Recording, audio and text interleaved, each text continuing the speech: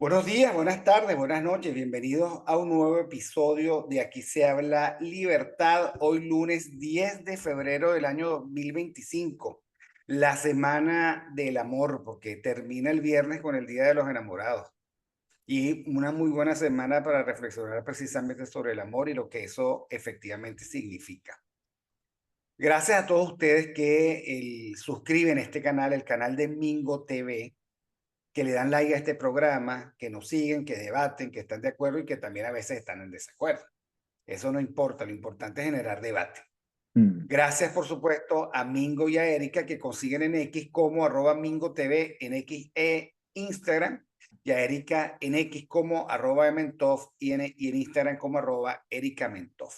Gracias a Catherine Manzano por la producción ejecutiva de este programa y por supuesto gracias a Miguel Fontán, @Miguel Fontán en X, por estar como todos los lunes con nosotros pensando en política, haciendo debate, planteando ideas, ubicándose en una posición y por supuesto dando la oportunidad para que esa posición sea punto de partida para el pensamiento de los demás. Bienvenido, Miguel, ¿cómo estás?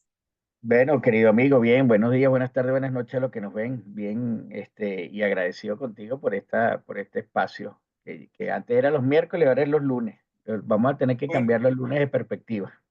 lunes de perspectiva con Miguel Fontán, así es. Mira, Que ahora bueno, más no te había felicitado porque con tu pudor no me habías dicho que eras profesor de la Universidad Simón Bolívar. Entonces, bueno, felicitaciones a los bueno, alumnos que tienen a Miguel Fontán como profesor. gracias. Es una más que es una colaboración que hay que hacer definitivamente, porque bueno, hay muchachos que quieren hacer. La verdad es que no soy profesor de planta porque en este país hay unos verdaderos héroes. Los bomberos son unos héroes y los profesores universitarios son otros héroes que a pesar del maltrato que se le hace desde el punto de vista económico, desde el punto de vista social y desde el punto de vista político, están ahí sin más pretensión que la de enseñar, porque es lamentable la situación. Entonces, bueno, ante una situación de contingencia, pues esta es mi colaboración frente a esa juventud que de algún modo no se rinde y de algún modo hay que celebrar que quiera estudiar para salir adelante, porque yo incluso lo hemos hablado aquí, hubo un tiempo en que la gente no quería estudiar porque, por supuesto, el esfuerzo no le valía la pena con la retribución que tenía. El profesional estaba, bueno, de hecho, todavía no podemos hablar que exista una carrera profesional en Venezuela que trate al profesional de manera digna, ¿no? Entonces tú tienes a los gremios de los ingenieros, de los abogados, de los contadores, luchando por condiciones que el régimen no puede ofrecer, y entonces tenemos a veces que alguien que no tenga que esforzarse tanto en el estudio, pues tiene una remuneración mucho más alta. Entonces eso desmotiva, por supuesto, a la juventud. La juventud encuentra que existen otras formas de movilidad y bueno, y había abandonado la universidad. Yo espero que toda esa gente que tuvo la valentía de enfrentar la vida a través del estudio la pueda mantener, ¿no? Porque también hay condiciones socioeconómicas que les dificultan. Pero bueno, gracias por tu palabra. Mira, yo quería robarte unos minuticos nada más, porque el programa de Mingo hoy en la mañana estuvo muy bueno con el doctor Vladimir Petit, y yo quería hacer un derecho a réplica ahí ante un comentario, un pequeño momento. Bueno, yo lo que Bueno, el tengo que... primer dijo que te quería mucho, ¿no? Te le puedo No, decir y por el aquí cariño, que... no, no, y el cariño es mutuo. El cariño es mutuo. Yo voy a empezar con una travesura. A diferencia de él, yo separo mucho el tema personal del político, porque el tema personal yo lo comparto a través de principios y valores, al igual que comparto el político. Entonces podemos encontrar, y lo hablábamos ayer, que tuvimos la oportunidad de vernos, Víctor, y agradecido por ese espacio. Yo te comentaba que los aspectos personales, si una persona es honesta, si una persona tiene más o menos principios y valores como uno le brinda la amistad. Pero en la política no necesariamente se coincide y entonces uno se adversa en política. Yo esos espacios los separo. Este, siento que Vladimir en los términos de política todavía no puede hacer esa separación entre lo que es su amistad con María Corina y la evaluación de la gestión. Me parece que Vladimir es una persona muy inteligente, muy hábil, una persona muy agradable desde el punto de vista personal, es un tipazo. Y yo, ese cariño que él dijo que me tenía, bueno, yo se lo retribuyo. Lamentablemente hemos estado mucho tiempo sin hablar, no sé si es porque no lo dejaban comunicarse con los radicales, pero eso lo tendrá que ver él. En todo caso, él dijo algo, me gustó que reconociera que sí, que hay un fracaso rotundo en la política y en las formas de María Corina. Él tampoco se explica por qué fue, pero hubo algo que él me recriminó y es la forma, en algunos casos, con que me expreso de los políticos. Yo sé que él le pegó que en la última, Disculpa, pégate un poquito más al micrófono porque se perdió se perdió. la fuerza de tu voz. Él le pegó que yo le colocara que no soportaba a la gente que hablaba y se reía con una sonrisa como la del Guasón. Eso no quiere decir que hizo una falacia dominen sobre María Corina, sino una forma, un símil en una forma.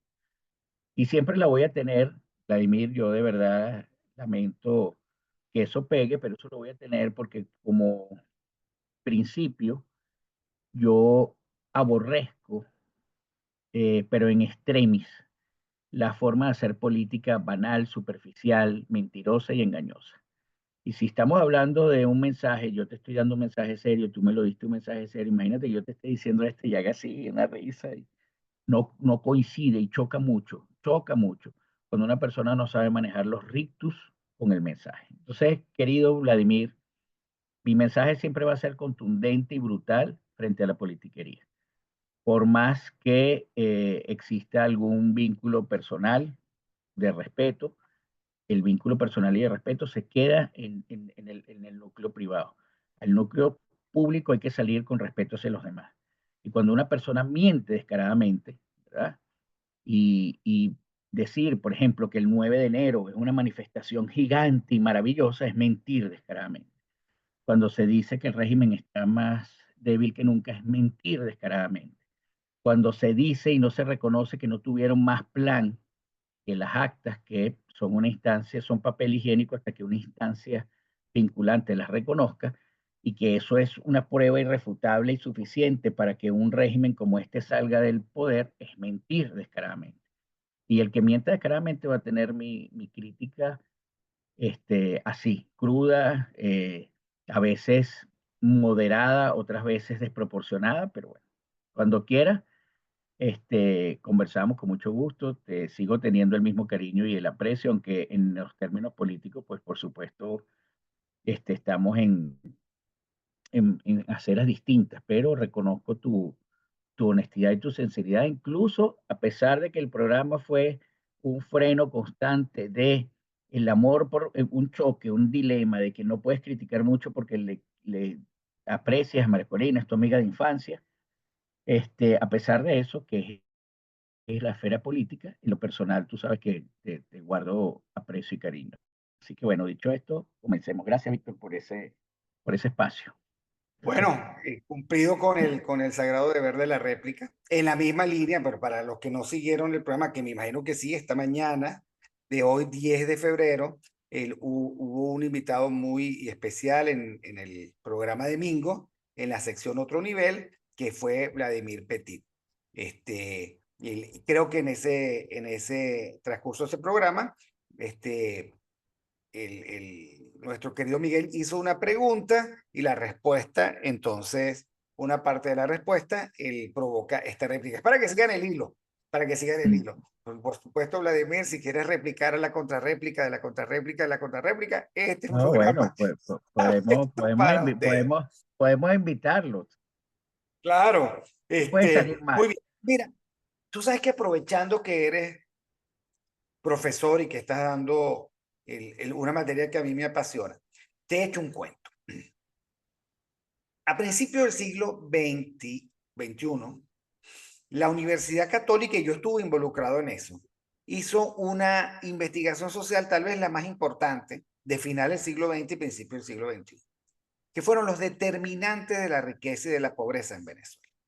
Esa investigación tuvo como líder a Luis Ugalde, a Luis Pedro España, y líder fuerte a Luis Pedro, porque líder de la propuesta, por supuesto, Luis Ugalde. Estuvo allí Andrés Piñeira como gran patrocinante, como gran el empujador. Fue de verdad, estuvo Miquel de Viana, estuvo vinculado a Antonio Cova, un conjunto de profesores de economía, en fin.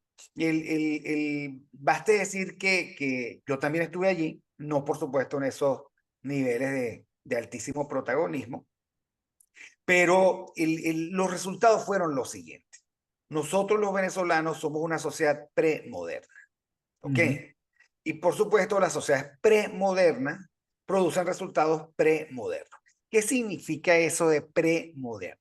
Significa que nuestro contacto con el dominio de la naturaleza es preilustrado, que nuestra forma de vínculo con la gente es tribal y que nuestra ética es particularista.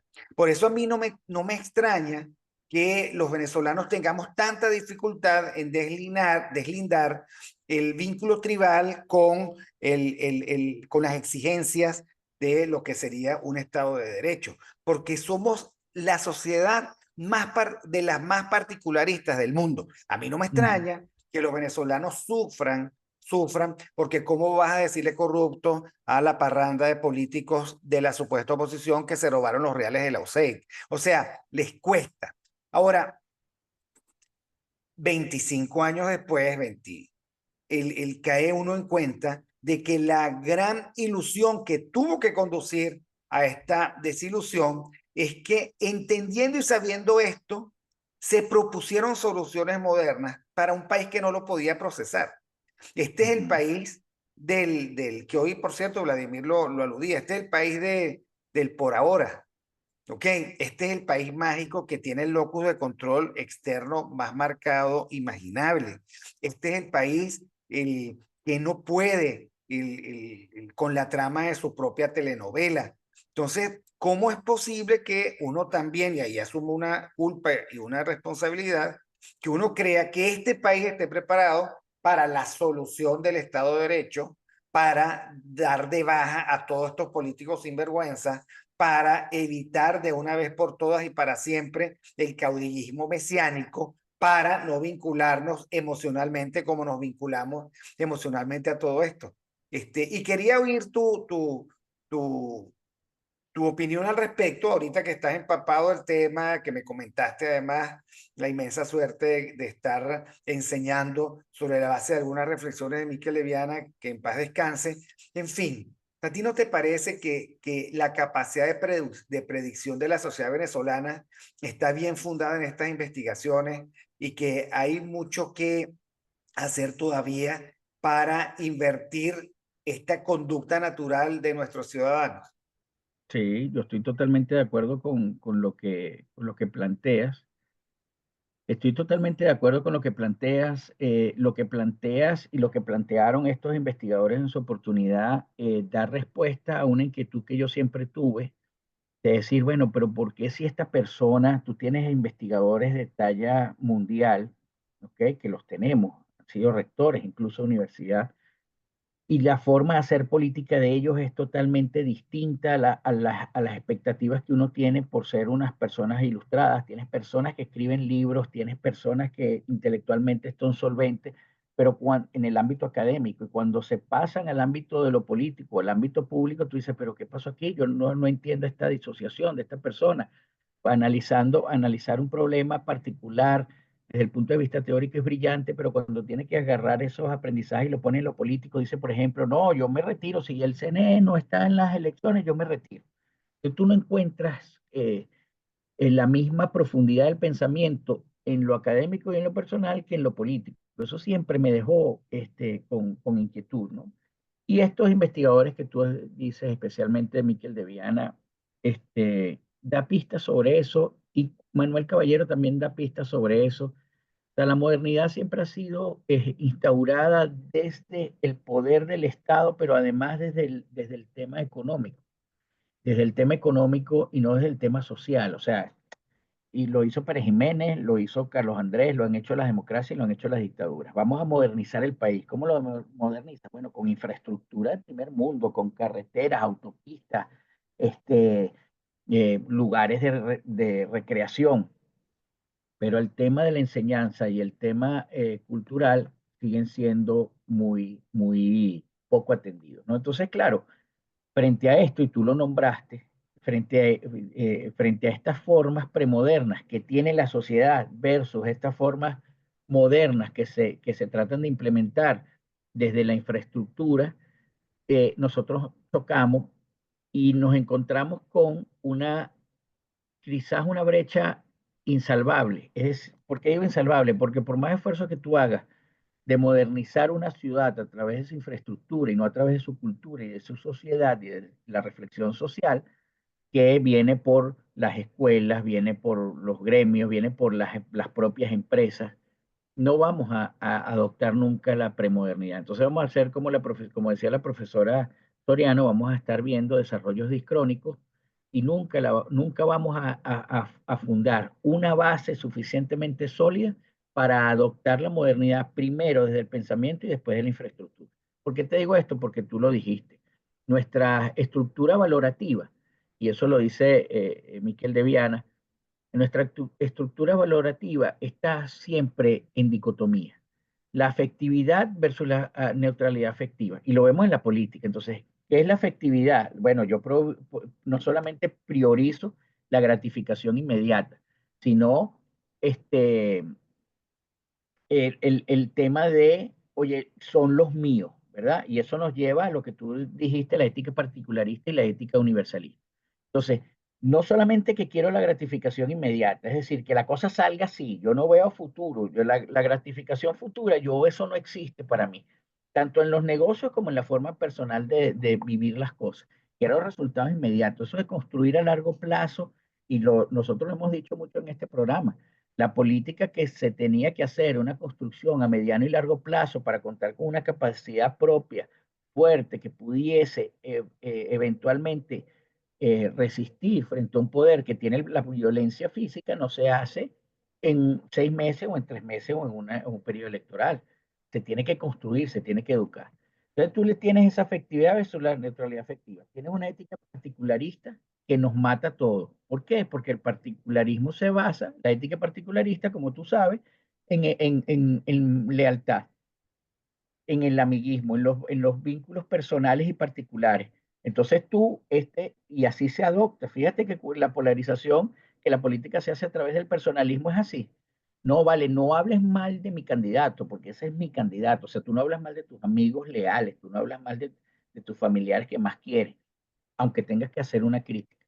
Entonces, nosotros no tenemos ética universalista, nosotros no tenemos neutralidad afectiva, los grupos, ¿verdad? Los individuos se validan frente a la posición social que tienen los individuos y no por el desempeño de sus méritos y logros personales. Y eso siempre ha sido así. Hombre exitoso era el que tenía una casa en la Lagunita y estaba forrado de dinero, no importa cómo yo lo haya logrado. En el fondo, esa degradación, ¿por qué? Porque tú lo ves y tú te sientas a tomarte un whisky con el tipo, cónchale, el ministro. Pero ese ministro robó, no importa, pero es ministro, es el poder, es su posición social. Entonces, frente al rechazo que deberíamos tener como sociedad, ¿verdad? Mira, tu desempeño ha sido criticable, tu desempeño ha sido cuestionable, tus valores morales están muy mal, no tienes, de hecho, o no los tienes en pro de la vida. Tú deberías alejarte de eso. Eso no existe, eso no existe. En Venezuela todo el mundo quiere estar al lado del popular, no importa cómo haya sido el popular, quiere estar al lado del popular, tomarse la foto. O por lo menos en la decadencia de la democracia fue así y al principio nosotros todavía tenemos rasgos de eso. Y nosotros nos ponemos a ver a qué nos lleva esto. El tema, la categoría la maneja Miquel de Viana como difusividad y especificidad. Es decir, nosotros no hacemos contraste ni del espacio ni de tiempo de lo público y lo privado. Para nosotros lo público y lo privado es lo mismo. Si yo llego a ser ministro y ahí hay un carro que es del ministerio, yo lo agarro para mí, porque además la política se hace personalista. Bueno, Lo bueno. un ejemplo que permite ilustrar esto son los carros que dicen uso oficial que están en la playa. ¿Ok? Exacto. exacto. Entonces, el Miquel de Viana, utilizando, estas son las viejas categorías dicotómicas de Talcott Parsons, Miquel de Viana, cuando se utilizó en esa investigación difusividad, especificidad, él decía que parte de la dificultad del venezolano, y yo lo he dicho muchas veces, es la dificultad que tiene para separar espacios, tiempos y contextos. A eso tú aludías en tu derecho a réplica.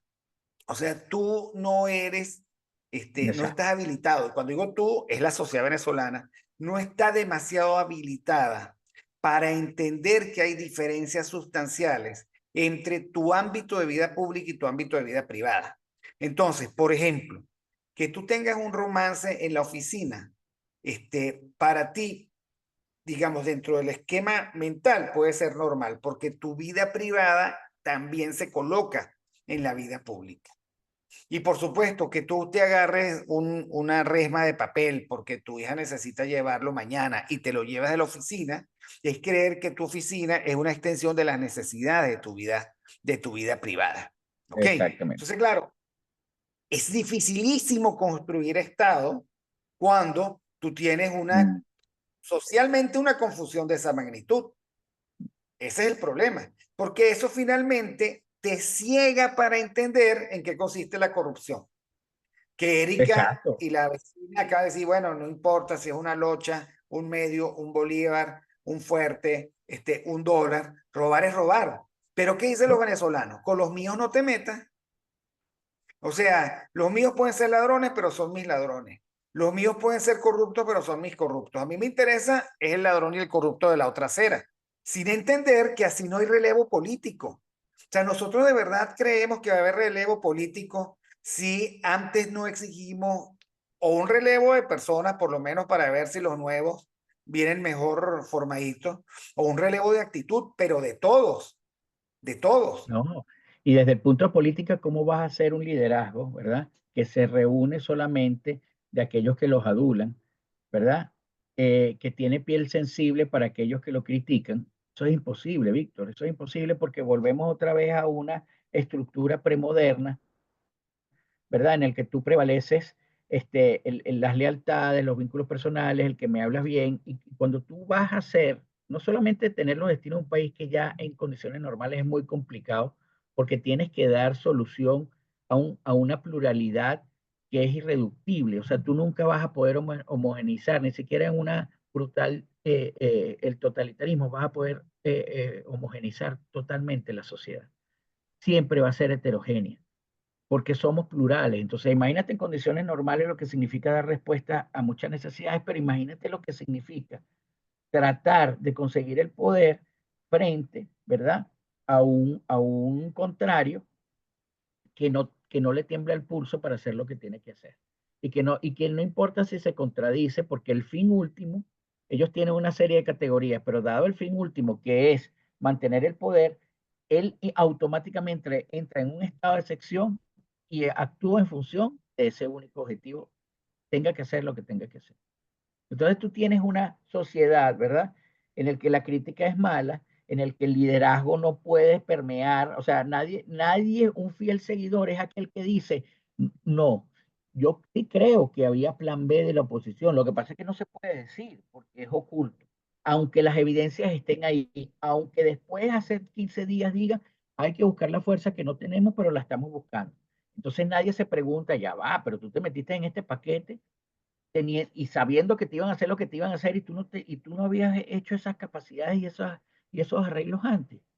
Porque el liderazgo entonces resulta frágil frente al otro, ¿verdad? La sociedad resulta frágil frente a la forma de resistir, pero también resulta frágil ante la sucesión, como tú dices, de otros políticos. Y entonces nos volvemos un chiquero aquí, no hay posibilidad, pero no hay posibilidad, no hablemos de modernidad, no hay posibilidad de modernidad porque nosotros manejamos precisamente todas las dicotomías de la premodernidad. Además tenemos una tradición, como diría Manuel Caballero, una tradición autoritaria que viene desde antes. ¿Qué quiere decir eso? Que no me gusta la réplica. Y tú puedes decir lo que tú quieras, pero tú tienes que ver el argumento. Si el argumento tiene algo en lo que tú tienes que reflexionar, tú lo tienes que agarrar como yo te lo diga. Ah, ¿no te gustó? Bueno, usted es político. Precisamente el ser político es tener una piel de cocodrilo. Entonces, nuestra sociedad no está preparada ni para la modernidad, pero tampoco para un liderazgo distinto. Distinto que apunte a tener un Estado, que apunte a crearlo. Mira, nosotros lo hemos hablado aquí. Uno de los engaños más brutales que se le hace a la sociedad de entrada y que la sociedad compra precisamente por estar infantilizada y premoderna, es que a ti te dicen que el candidato de la transición va a arrancar el país y lo va a poner en el primer mundo. O sea, el daño que nosotros tenemos en el país, social, cultural, institucional y político, no sé si pasaremos de transición 2 periodos de gobierno de 6 años. No lo sé, pero O seguro más, o más, o pero más. seguro lo pasamos.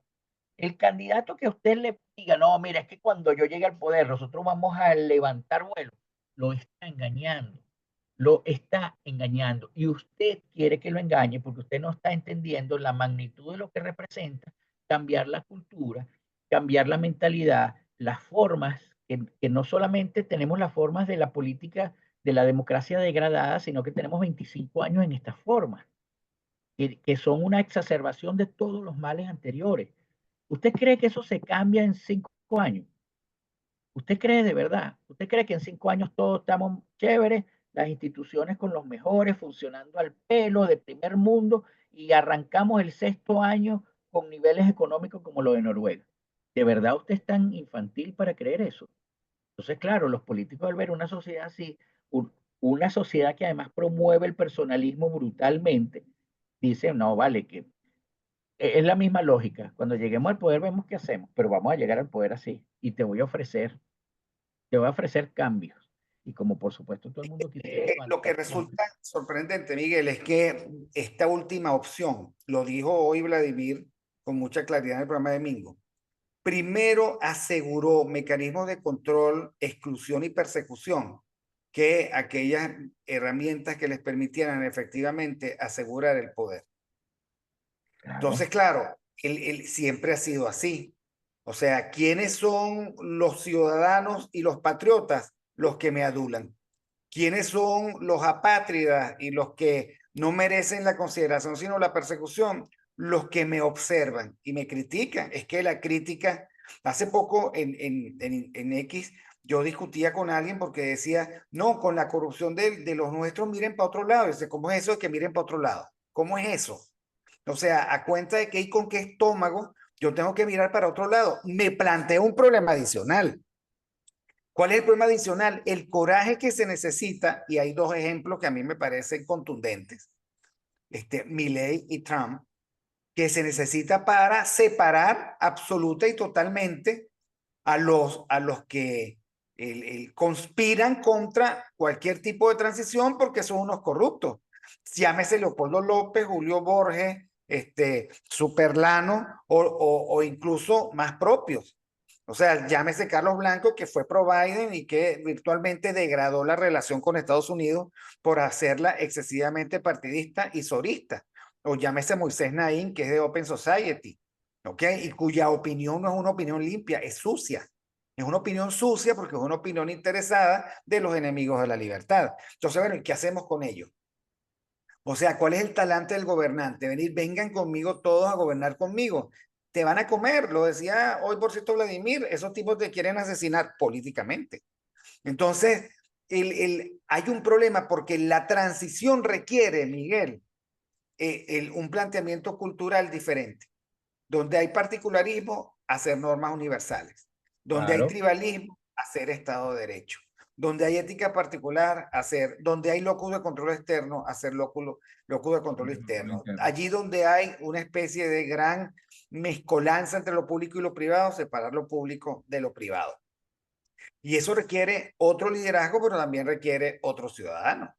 Y también Obviamente, el requiere ciudadano otra del forma. papelito entregándoselo al gobernante no es el ciudadano que exige servicios públicos para todos, que plantea una opinión frente al mercado, que es una opinión participante y combatiente, no para combatir al mercado, sino que es que el soberano del mercado es el consumidor, y así como Claro, son las empresas. Entonces tienes que decir, mira, esta opción no me gusta, no la compro, y lo digo, no me gusta, no lo compro.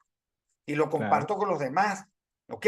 Pero no esta cosa de si me toca me desmayo, o sea, esta cosa tampoco viril de nuestras instituciones y tampoco son estas instituciones arrodilladas, planchadas, sodomizadas por la ideología. Y además claro, claro. les gusta el juego. O Pero sea, fíjate que no, tú eso pusiste funciona.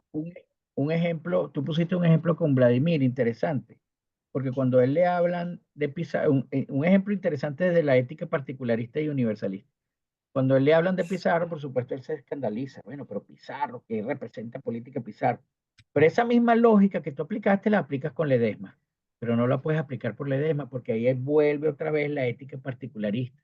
Y entonces, cuño, no, Ledesma es distinto porque es conocido. No vale, no. En lo privado, ustedes van y se echan unos tragos, se comen unos, si los valores coinciden, se toman unos cafés y hablan, pero lo público no puede venir a tabla rasa con el particularismo.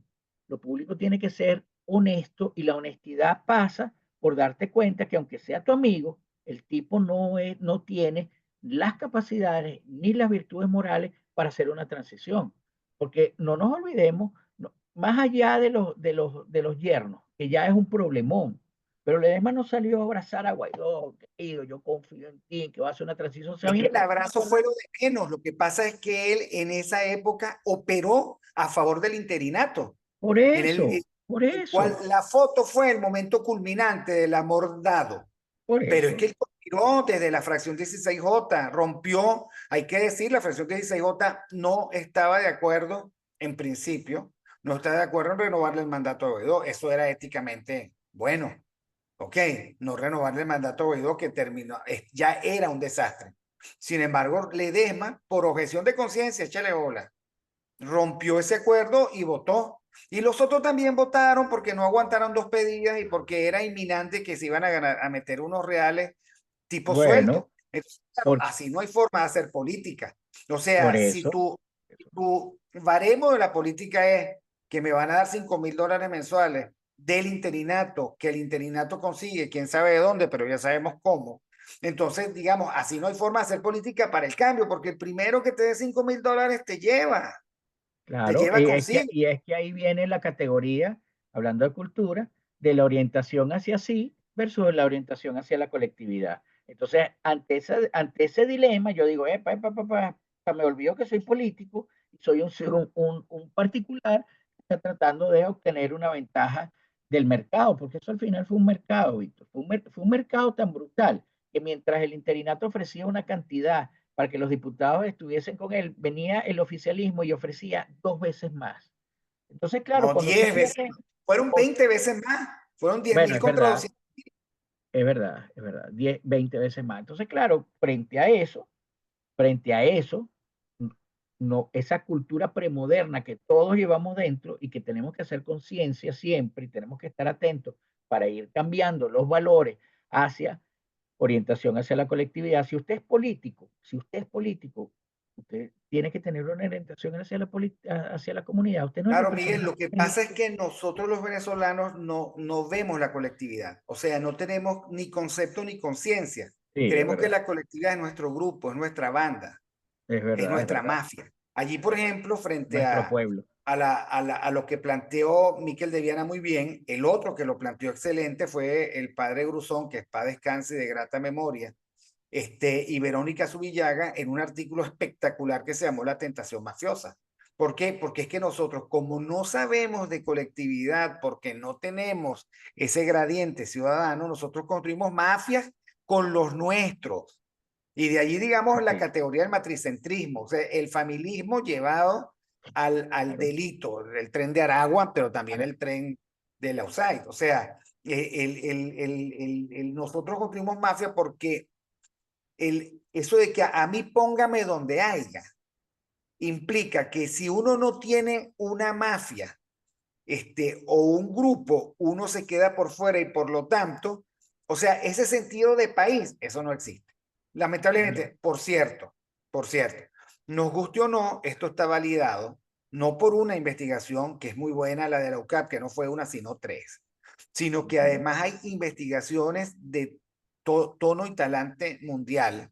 Dos les voy a nombrar, las de von Strom-Penars y la de Engelhardt, que definen ambas, o que coinciden ambas precisamente con los criterios que aquí se consiguieron. Y es que nosotros, lamentablemente, somos una sociedad premoderna, de las más premodernas del mundo. Por eso es que sí, es muy bueno asistir a la universidad, por eso es que sí, ¿y tú qué propones? Bueno, yo propongo que nosotros hagamos un esfuerzo monumental para que nuestros niños pasen por lo menos 12 años en la escuela. ¿Y cuál es la contrapropuesta? La contrapropuesta que nos hace quedarnos en donde estamos, destrozar el sistema educativo. Esa es la contrapropuesta. La contrapropuesta de la servidumbre es dejarnos sin fe, sin educación y sin comunidad. Porque uno empieza a ver algo diferente a la mafia en la comunidad donde uno se organiza para resolver la solución. Entonces, la cosa es complicada porque esto no lo vean como un insulto, esto es una radiografía de lo que es el país y de sus imposibilidades o de lo mucho que le cuesta echar para adelante. Entonces, ¿qué es lo que pasa? No les extraña a ustedes que un político tenga un discurso moderno y una práctica tradicional. ¿Ok? Pero No, lo importante es la práctica. Un discurso moderno de que yo los quiero a todos, y aquí no hay exclusión, pero la práctica es que te excluyen, te persiguen, te anulan, te cancelan. El mismo político. La otra cosa es que en estas sociedades tribales y de telenovelas, a nosotros, digamos, nos gustaría ver a nuestros líderes inmolados, pero eso no tiene ningún sentido. Entonces, lo que se plantea, bueno, ¿y qué hacemos con esta situación de ahora? No, que se quede dando testimonio. El testimonialismo es equivalente a matar un cordero en una piedra en un montesanto, ¿saben? O sea, no claro, tiene ningún pero, sentido, pero salvo que Dios meta su mano. Entonces volvemos de nuevo al locus de control. exacto. Pero ahí también, Víctor, es el político, ¿verdad? Pidiéndole a la sociedad que se inmole para que a partir de ese sacrificio venga el Dios en la tierra, llámese cualquier potencia que quiera ayudar, y entonces mira esta masacre y meta sus manos. O sea, nosotros tenemos un grave problema político, pero es como yo digo, cuando dice, ¿y tú qué propones? Yo propongo que la sociedad cambie. Yo propongo que la sociedad empiece a reflexionar. Yo propongo que la sociedad empiece a cuestionar. Yo propongo que la sociedad sea menos vulnerable a los discursos populistas y que no se pueden cumplir. Eso es la primera, si no, no vamos a salir de esto. Maquiavelo decía, ojalá tengas unos buenos hombres que te hagan una ley justa.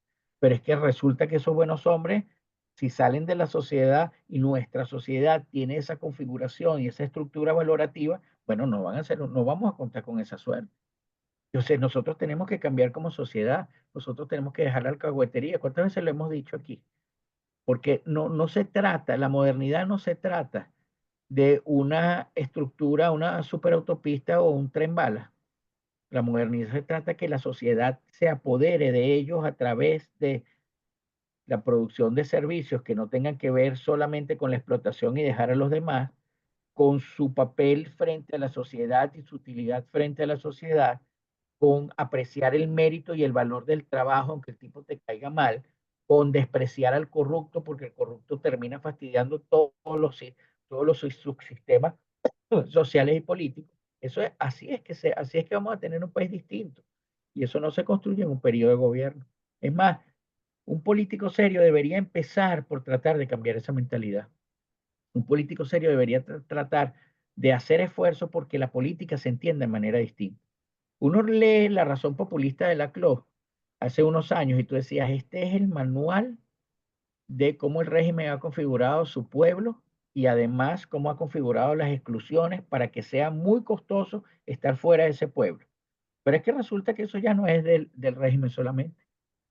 En, en, en escala similar se practica dentro de la oposición. Entonces ya se ha convertido la razón populista en una forma de hacer política en Venezuela.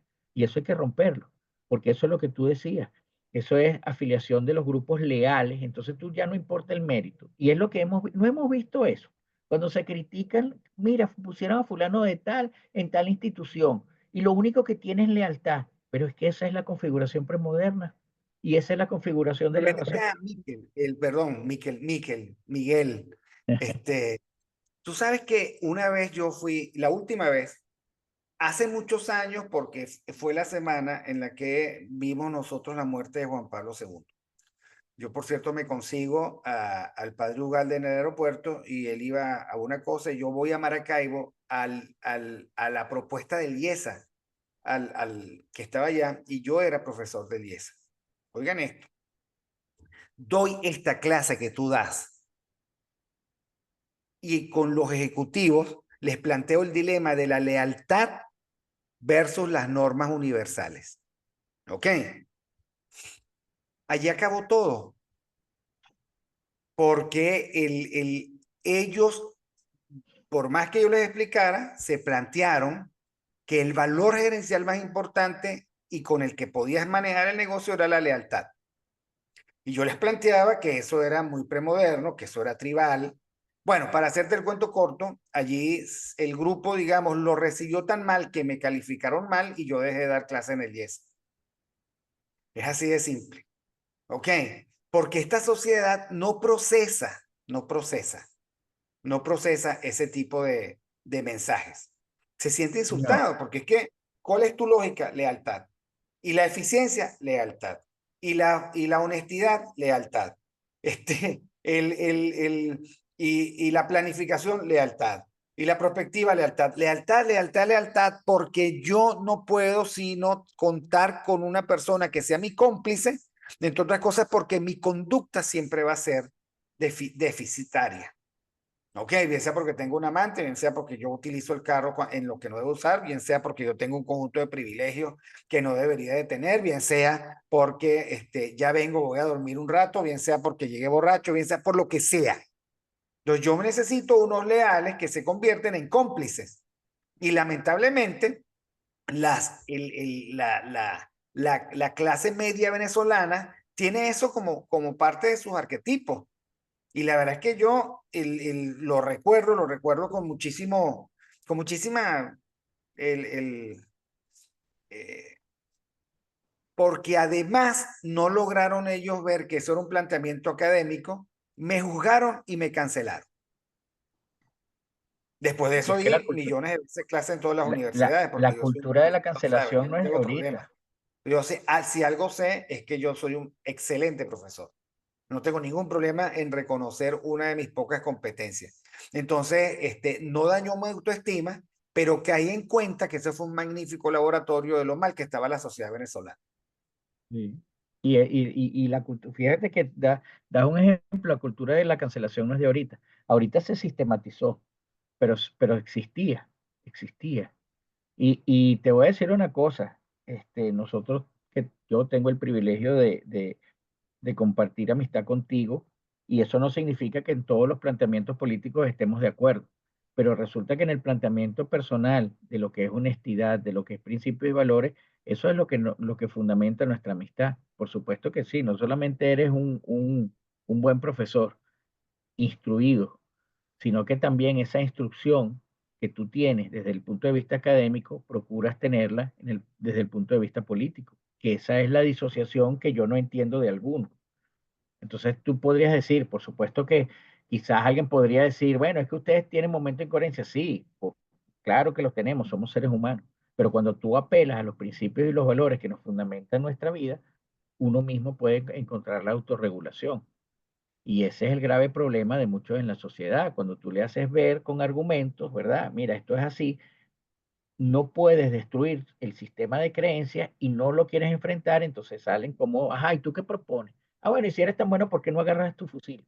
Eso no se trata de lo que estamos discutiendo. Estamos discutiendo que existe un liderazgo que tiene unas condiciones y unas características que no son suficientes para seguir manteniendo ese liderazgo. ¿Te puedes reivindicar? Claro. ¿Te puedes reinventar? Claro. Pero tienes que tener la actitud para hacerlo, tienes por supuesto que asumir unos costos. ¿Y quién está dispuesto a eso, Víctor? Si aquí todo el mundo, en la política, todo el mundo se hace el pendejo. O sea, tú lo planteabas la otra vez, ¿verdad? Ajá, agarren a todos esos influencers y analistas estrella y digan, agarren todo lo que ellos dijeron que iba a pasar, contrástelo con la realidad, a ver qué pasa. Bueno, eso ya ¿Verdad? lo Me hizo parece Daniel Lara. bien. ¿Mm? Nadie pasó la prueba. Exacto, eso lo hizo Daniel Porque Lara. es que el tema es la verdad. Y el otro problema de las sociedades premodernas es que la verdad es instrumental, no es principista. Exacto, Entonces, bueno, exacto. ¿por qué los políticos mienten? Yo les voy a dar la racionalidad que está detrás. Miento para no perder impacto e influencia sobre mis secuaces. Secuaces es simplemente mis seguidores, que se sentirían defraudados, cuando yo me muestre como humano y demuestre que no sé hacer milagros. Por eso es que hasta el final, el 9 sí, el mundo sí, lo que fuera, y lo que la gente va registrando y sabe que va a registrar es una decepción tras otra. Porque sabe, pues, a mí me llamaban en ese momento, ¿y tú crees que va a pasar algo? No va a pasar nada. Pero ¿cómo se te ocurre a ti? Yo sí creo que va a pasar, no va a pasar. Y yo le decía, mira, estás demasiado lejos de Venezuela como para tener el tacto de lo que está ocurriendo. Se lo dije a alguno que me llamó de España. Ok, no va a pasar porque lo que yo veo aquí es otra cosa. No, que la gente está molesta, no es verdad. Después, digamos, del 28 de julio, hubo una suerte de discusión sobre el tema de la esperanza y la desesperanza, la moralización y la desmoralización. Yo les voy a decir una cosa, no es equivalente moralización a respaldo, ¿ok? No es equivalente. Ok, No, están moralizados porque todavía María Corina cuenta con el 90% de respaldo. Eso no, los grupos de María Corina pueden estar totalmente desmoralizados y seguirla respaldando. Habrá un momento en el cual la dejarán de respaldar. Eso es otra cosa. Ok, ahora, ¿qué significa moral? Moral, bueno, la moral en alto significa, tanto en el mundo organizacional como en el mundo militar, como en el mundo político, que la gente sigue estando disponible y con capacidad para la acción. Bueno, aquí la gente no está ni disponible ni con capacidad para ninguna acción que no sea la acción cotidiana de ir a trabajar, de mantener la familia, a veces de ir a misa y cosas de esas. Pero la ujú, gente no está ni motivada, ni dispuesta, ni preparada, ni convencida de que eso que irresponsablemente, por ejemplo, Juan Pablo Guanipa llama ir a la calle a tomar riesgo, que eso sea posible, deseable, factible y además eficaz.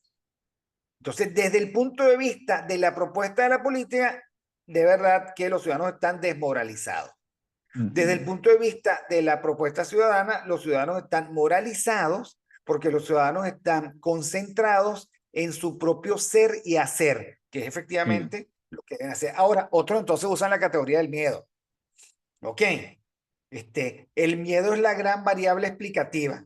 Yo les recomiendo que lean a Todorov, para que en su libro de Deberes y Delicias, que es una especie de entrevista autobiográfica de su estancia en un mundo totalitario, porque es que miren, desde afuera el mundo totalitario no se conoce, no se palpa bien, ¿ok?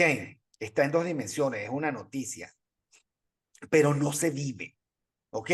Y desde adentro hay que bregar por un conjunto de condiciones que afectan o amenazan tu sobrevivencia y con la cual tú tienes que hacer transacciones instrumentales, como todo el mundo. O sea, si se me pierde la cédula, yo tengo que sacar la cédula, punto.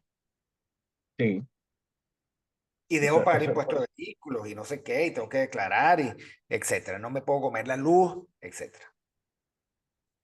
es que, fíjate, hay no solamente después se vienen, por supuesto, estructuras complejas como es toda la estructura que se genera alrededor del autoritarismo con vocación totalitaria, sino también se empiezan desde la propia sociedad a agregarse sus pensamientos y estructuras acerca de cómo yo puedo aprovechar las oportunidades para estar vivo, sobre todo cuando las condiciones en las que se vive van en contra de eso, de la dignidad y de la vida. Entonces, por supuesto que en esa situación la condición se vuelve un poco más particularista cuando pierdes la esperanza de que, bueno, como acción colectiva podemos salir, entonces una ética universalista igualito nos llevaría al desenlace. Y eso es lo que pasaba en los campos de concentración. La gente terminaba primero la gente terminaba deshumanizada, pero en ese proceso de su deshumanización, pues la gente pensaba en sí misma. Entonces teníamos todos los relatos de los capos, los propios judíos que contribuían con los nazis para fregar a los judíos, ¿no? Eso siempre existe. Y eso no, eh, quizás en una dimensión tan extrema de la vida, sería difícil de juzgar, pero nosotros que no hemos llegado a una dimensión tan extrema de la vida, tenemos muchos rasgos de esa dimensión. Vivir dignamente se convierte en una complicación.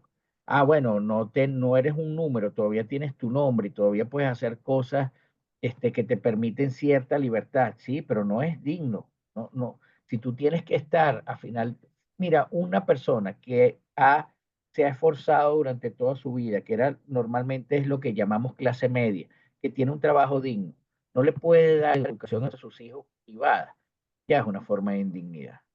Y eso lo tenemos que entender, eso lo tenemos que analizar. Ahora, yo entiendo que hay gente que prefiere obviarlo, prefiere enfocarse en una promesa, ¿verdad? Y esa promesa le da esperanza y esa esperanza le ayuda a vivir la cotidianidad tan desagradable que estamos viviendo. Está bien, yo le entiendo eso, pero en algún momento la realidad va a chocar como ha chocado, ¿verdad? Como chocó el 28 de julio, como chocó el 10 de enero, como va a seguir chocando y en algún momento la persona, si no quiere llegar a unos extremos así, tiene que despertar.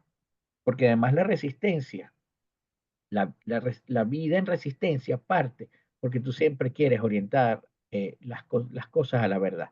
Y no lo digo yo, lo hemos hablado aquí. El libro de Václav Havel, El poder de los sin poder, habla precisamente de eso, de cómo un régimen autoritario se mantiene a partir de la mentira.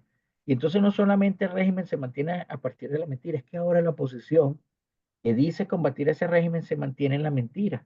Entonces cada aspecto de la oposición que nosotros vamos revisando y se va destapando, resulta que es una estructura fractal del propio régimen. Entonces teníamos un interinato que nos iba a sacar de esto, que tenía el apoyo de 60 países, que tenía la anuencia de una potencia como Estados Unidos. Resulta que no fue diferente en el manejo de recursos, en las formas de relacionarse, no fue diferente al problema que pretendía combatir. Entonces la gente te dice, oye, pero es que ustedes se la pasan hablando de la oposición. Es que el mal ya sabemos dónde está y cómo es y cuál es su naturaleza. Tú lo que tienes que abrir los ojos es frente a la persona que te dice yo te voy a sacar de ese mal y de esa naturaleza. Entonces es complicado, es complicado.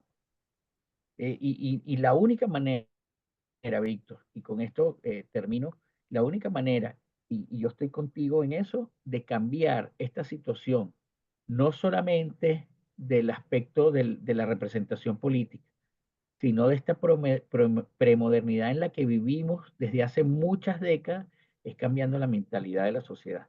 Y cambiar la mentalidad de la sociedad parte por la voluntad propia que de cada individuo en decir, sí, es verdad, yo voy a tener un pensamiento más crítico y menos alcahuete, aunque sea mi amigo. Va a seguir siendo mi amigo, va a seguir siendo mi amigo. Ahora, tú sabes que dándole vueltas, ¿no? Es verdad una cosa que tú planteas. Esto va a cambiar, o sea, transformarnos en algo más moderno, dominio de la naturaleza, leyes universales, una ética universal, ese tipo de cosas. Supone que, y esa es una discusión que se ha dado en la Academia Venezolana, ¿no? Por ejemplo, la escolaridad es muy importante. Yo creo que tiene que haber un gran consenso para rescatar la educación. La educación básica y preescolar, porque aquí siempre la lógica ha sido invertida. Hemos destruido, hemos abandonado, hemos confinado la educación básica y hemos de verdad mal manejado las universidades.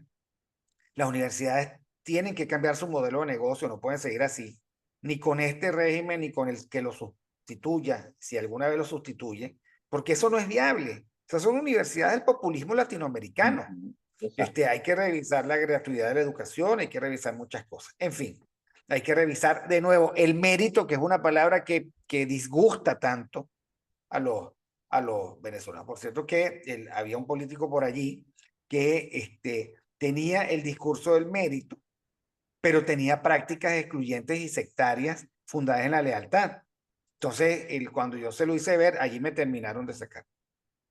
Entonces, la otra cosa es que necesitamos empresas privadas de prácticas modernas. Entonces, ¿qué significa eso? Bueno, salir del kiosquito y empresas que pueden ser pequeñas o medianas, cuyo trato hacia el interior sea justo, le pagues lo que debes a los trabajadores, ¿ok? Y cuyo trato al cliente sea de primer mundo, de calidad. Mm. Entonces ahí empieza a haber una interacción que transforma socialmente, que va transformando. Entonces en ese momento decíamos, wow, colocar, por ejemplo, en los sectores populares del oeste de la ciudad, instituciones limpias que traten bien a los clientes, con trabajadores satisfechos, es muy importante. En ese tiempo, McDonald's, por ejemplo, con sus baños limpios, con su oferta De calidad. estandarizada, era como considerato. El Banco Mercantil, tengo que decirlo, de aquella época, con sus agencias limpias, modernas y de buen trato en el oeste. Era un poco hacer enclaves de modernidad, un poco para acelerar la circunstancia, ¿no? Y lo otro que decía Miquel de Viana, que a mí me parece muy importante, es, si tú quieres aplastar a la gente y volverla al tribalismo, aplástala en leyes larguísimas, inentendibles, y que quieran regularlo todo. Y Miquel de Viana decía, no, mira, el venezolano, por ejemplo, se casa con las normas que le producen resultados y que entiende rápidamente. Y en esa época, el metro de Caracas, con aire acondicionado, de Es el primer ejemplo que te iba a mundo, decir. un transporte seguro, tenía 10 normas, no pase la raya amarilla, etcétera, etcétera. Y además, un sistema de feedback inmediato. El señor de la camisa roja que está pasando la raya amarilla. Todo eso fue destrozado porque nosotros fuimos allanados por lo más premoderno, por lo más salvaje. Entonces, Sí. era importante, muy importante, porque finalmente, ¿qué estamos nosotros viendo? Bueno, aquí no hay una sola institución moderna. El agua llega porque Dios es muy grande, la electricidad se mantiene porque Dios es muy grande, el metro se incendia un día sí y otro también, la universidad, digamos, se le cayeron los pasillos y se derrumbaron. O sea, el jardín botánico es la única ciudad que no puede mantener su jardín botánico, entre otras cosas, porque es que tú construyes sagrarios. Y no, el Jardín Botánico es un lugar, por ejemplo, en Atlanta, es el lugar más visitado en donde tú puedes alquilarlo para hacer matrimonio, para hacer bodas, tiene un cafetín espectacular, puedes ir a cenar, etcétera. Aquí no, es sagrado, es el Jardín Botánico. ¿Qué va a pasar con la palma africana si allí nosotros la llenamos de capitalismo? Entonces, claro, esa vaina está allí y nadie la disfruta.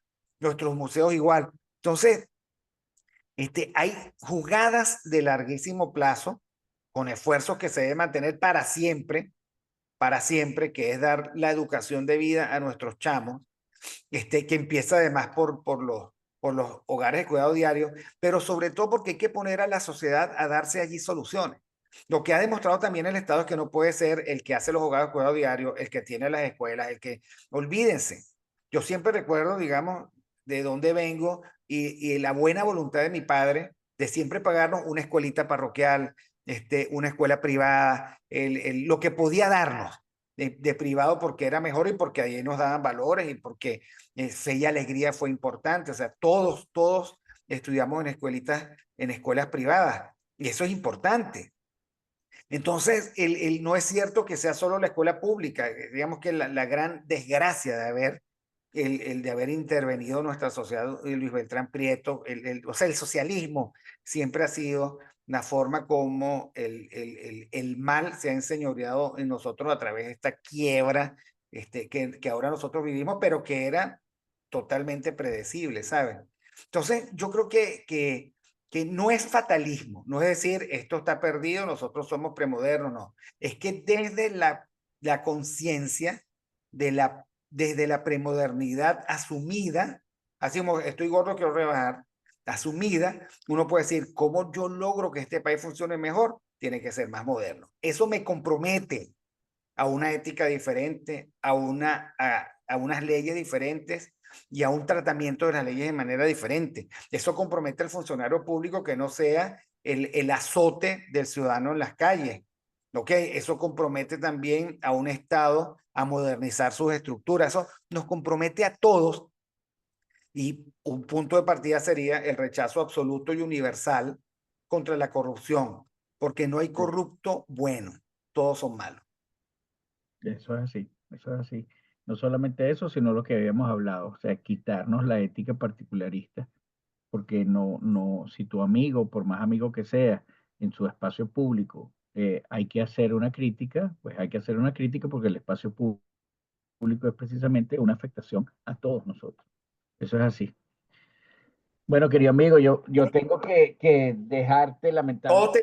Todos tenemos que partir. Tú me dejas y yo te dejo. eh, Muchísimas gracias, Miguel Fontán. Gracias a todos los que escucharon este programa. Debatan, compártanlo, asúmanlo como propio.